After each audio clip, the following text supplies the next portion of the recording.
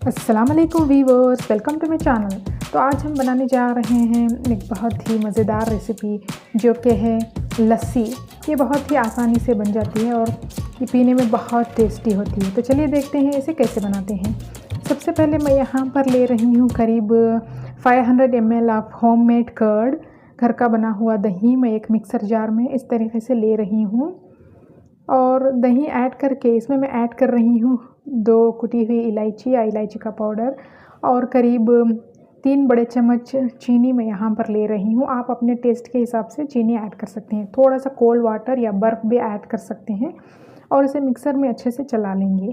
अब इसे एक सर्विंग ग्लास में इस तरह से हम लस्सी को डाल लेंगे दोनों ग्लासेस में, और ऊपर से थोड़ा सा दही इसमें ऐड करेंगे, करीब 1 टेबलस्पून ऑफ कर्ड, और ऊपर से हम स्प्रिंकल कर देंगे थोड़ा सा ड्राई फ्रूट्स ताकि इसका अच्छा सा एक नटी फ्लेवर आ जाए। हाँ, ड्राई फ्रूट ऐड करने के बाद हमारी लस्सी बनकर तैयार है। Now lassi is ready to serve now. If you like this video then like, share and subscribe. Thanks for watching guys.